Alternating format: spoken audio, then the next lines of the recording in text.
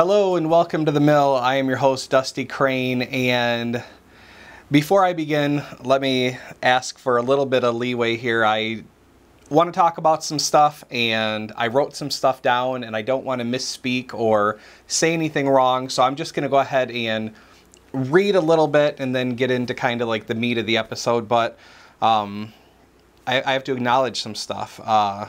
Before I begin, let me say that it was a difficult week for me to put together an episode of The Mill. Things are piling up. The United States, where I live, reached a grim milestone in that more than 100,000 people lost their lives to COVID-19. And while I mourned the loss of those 100,000 plus, as well as anyone can mourn, total strangers, George Floyd senselessly lost his life to police brutality, and once again my foundation is rattled and I'm heartbroken anew. And this happens too often in my country. I'm reminded that I'm the type of person who cares a great deal about this stuff, and as much as it hurts sometimes, I actually like this about myself. So in this time, my board games become an afterthought, and my mind becomes muddy, I guess, and it's hard to focus on this hobby that I love because if I'm being honest, I feel a little guilty that I'm as privileged as I am. But with all that very important stuff said, it's also important that we allow ourselves to find joy in the quiet moments. And of course, mourn with those who mourn, and of course seek justice, and of course when the world is dark, be a light. But also take time to appreciate and honor the things that you love, your family, your friends, your pets, your hobbies, all of the things or people or whatever it is that makes you happy. And as I came to that conclusion last night, I decided I wanted to talk about my favorite game because, as I have so many times before, because that's what you need to do even in difficult times is find those things that make you happy. And so, I've talked many times before that Scythe is my favorite game, and so I looked over this week and there was a significant amount of Scythe stuff to talk about, and so let's go ahead and get into that, shall we? First of all, something Scythe-related that made me happy this week was I am very, very grateful for the love that you guys have shown FOMOF and him guesting last week. The numbers on that video, you guys really showed up for him, and so I'm really grateful that you guys did that. He's a great guy, and if you haven't subscribed to his channel, please go over and do that. I'll go ahead and toss a link again in the show description, just as a thank you for that treasure trove of Scythe information that he gave us. So that made me happy, the way you guys responded to FOMOF.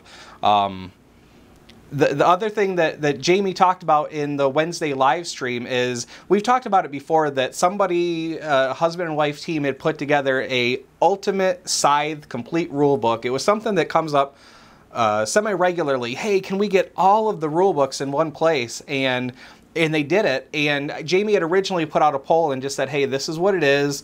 It's 120 plus pages.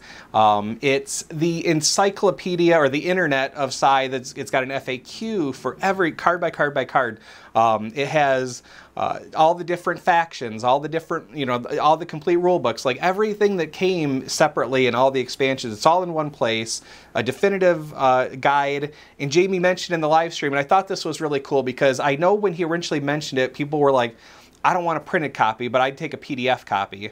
And I know there's some risk involved in providing a book in PDF format. Inevitably, people are going to take that and not pay for it, and someone's gonna, hey, give my buddy a copy, and that happens. And so I thought Jamie or Stonemeyer, who made this decision, made a great decision in that they're gonna make a PDF available that's black and white, low resolution, but if you've ever tried to open a PDF on a tablet that's maybe not the latest and greatest, you know that sometimes PDFs are a little heavy, and so having a low-res, black and white version to be able to search for rules when those things come up, I think that is a fantastic compromise. And based on what Jamie said, it sounds like it's going to be pretty much that book. So all the content there is there, and it'll be available. I don't know anything about pricing or anything like that, so I don't know if it's the same price or what the deal is, but I thought that was a super compromise, that rule book will be made available in black and white low-res format in PDF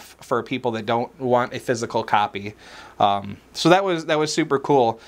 And then something that kind of tied into Oh, I guess the whole idea of mental health and taking a moment. A lot of people are still in quarantine, whether it's, you know, ordered or voluntary, and so an article popped up in the Scythe news group, and it was from a website called Dicebreaker, and someone named Alex Meehan had written a article called "Playing Scythe Online Has Given My Life Stability in Times of Great Uncertainty," and she talks about how there had been plans in the Dealbreaker office to play Scythe, and then quarantine turned life upside down, and she mentions that copy of Scythe is still sitting in the office calyx, and you know, they're still possibly for a while going to be away from it, and she mentions, and I just want to quote her verbatim because I think it fits what so many of us are feeling right now.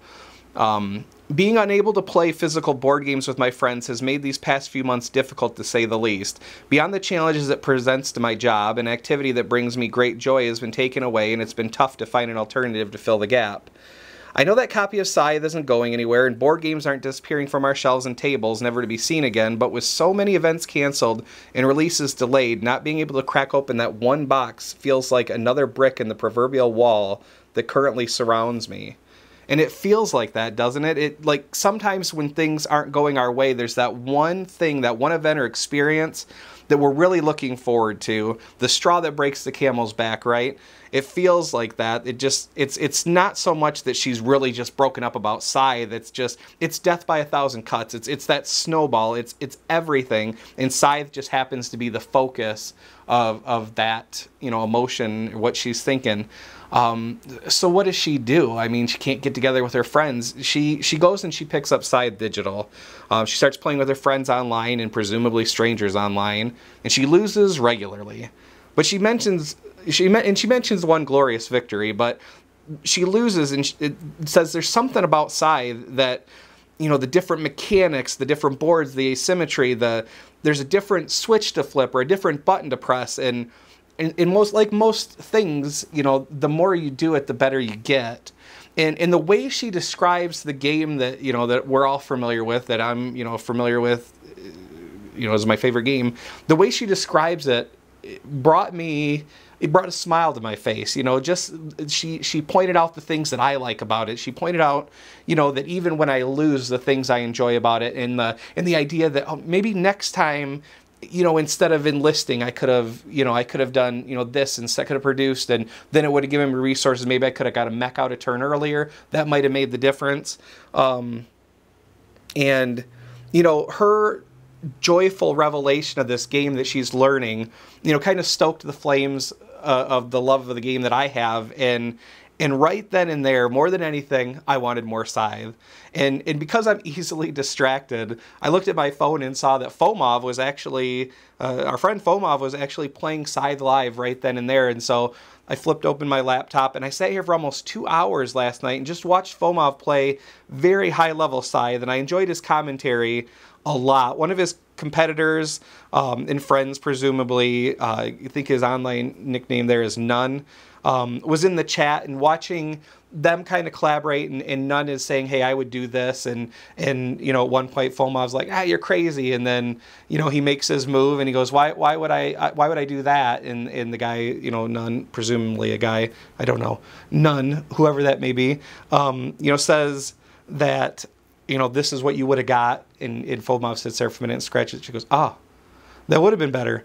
So I just enjoyed him explaining, you know, his process and why he's doing what he's doing, and watching him call shots. I mean, it was watching him call shots where he goes, all right, so watch their next move, they're going to do this. And then they did. And it was just wild how his familiarity with the high-level game, you know, he's able to kind of anticipate what his opponents were going to do. And so, man, it was fascinating. And it was Scythe at a level that I'll never know, but it was enjoyable to hear the thought process and to watch how very different his game of Scythe is than mine. Like, I think I watched a game where, like, there was not a single, where he didn't do a single upgrade that wasn't a part of something given to him in an encounter card. And still won that game. I think the 2 games I watched, he won one, and I think was second place in the other one. But yeah, man, it was just such a joy. I can only imagine. I'm not the type of person. I don't enjoy watching people play video games online, or board games online. I don't really enjoy that. But something about watching him play at such a high level, and probably the fact that it was my favorite game, just was something else. So that was something Scythe-related, that brought me joy this week. So yeah, if you love Scythe, give him a watch sometimes. Wherever he's streaming, whether it's Twitch or YouTube. I just really enjoyed my time. I think if you are a fan of the game and the strategy, you'll find something there too. So in closing, I found some light in a particularly dark time for me, and I think that's important for all of us to do, not just from time to time, but regularly. You're important too, and I think sometimes we need to be reminded of that. So I sincerely thank you for joining me today. I'm really grateful for the love you showed FOMOF last week. I'm thankful to Alex for her article on Scythe and how that's given her some normalcy. And I'm thankful to Jamie for bringing Scythe to life and for his care and consideration of me after I despaired for a moment on Facebook regarding whether or not I could even find the inspiration to put together this episode this week. And for his encouragement to speak my truth and to approach this episode the way I did. And I'm thankful for the almost 2,000 of you who have clicked that subscribe button and the countless others who gave me a chance and went, nah, that guy isn't for me. It's cool. So yeah, almost 2,000 of you. Thank you so much for that. Please take care of yourselves and each other, and in particular yourself. Thanks for watching. Bye.